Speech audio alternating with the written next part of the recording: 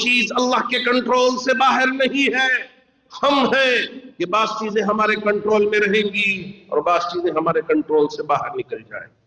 دنیا کے کتنے بادشاہ گزرے ہیں، جو مسلم بادشاہ بھی گزرے ہیں. اگر وہ چاہتے تو کیا سب کو مسلمان نہ بنا دیتے؟ نا، اس لیے کہ ان کے کنٹرول میں ہے ہی نہیں. اللہ نے یہ اختیار ہی نہیں دیا.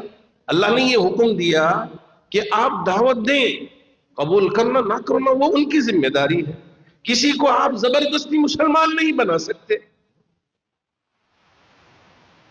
اور کسی کے معبودوں کو برا بھلا بھی کہنے کا اللہ نے حکم نہیں دیا. اس کی اجازت ہی نہیں ہے کہ ہم دوسروں کے معبودوں کو برا بھلا کہیں، ان کو گالیاں دیں، ان کی شان میں گستاخی کریں. اس کی اجازت نہیں ہے.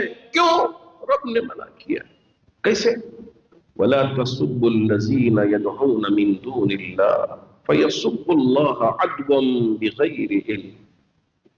اللہ اس بات کی اجازت نہیں دیتا کہ اگر یہ لوگ کسی اور کو معبود سمجھ کر اسے پکار رہے ہیں کہ تم ان کو گالیاں دیں، گالیاں نہ دیں.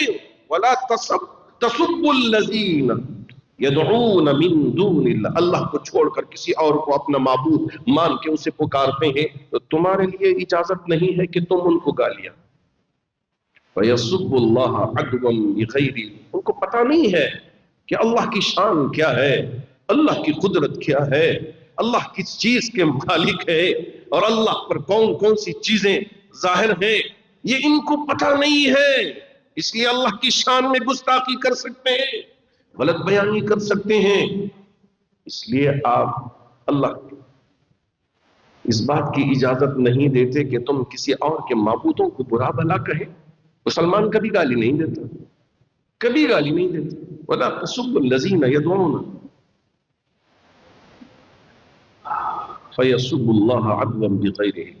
جی، اللہ رب ذوالجلال ہر چیز کو احاطہ کیے ہوئے ہیں. ہر چیز آپ اللہ کے کنٹرول میں ہے. کوئی چیز اللہ کے کنٹرول سے باہر نہیں ہے. وَلَا يَحِيطُونَ بِشَيْءٍ مِّنْ عِلْمِهِ إِلَّا بِمَا شَاءَ وَسِعَ كُرْسِيُّهُ السَّمَاوَاتِ وَالْأَرْضِ. آپ یہ نہ سمجھیں الرحمن علی العرش کا جو کرسی کا تذکرہ کیا گیا ہے ایک چھوٹی سی کرسی ہوگی، یہ ہے. واہ میرے اللہ، ساتوں آسمانوں ساتوں زمینوں پہ پھیلی ہوئی یہ کرسی ہے جس کا تذکرہ اللہ نے یہاں کر دیا. وَسِعَ كُرْسِيُّهُ السَّمَاوَاتِ وَالْأَرْضِ. آسمانوں اور زمینوں پہ پھیلی ہوئی یہ اللہ کی کرسی ہے.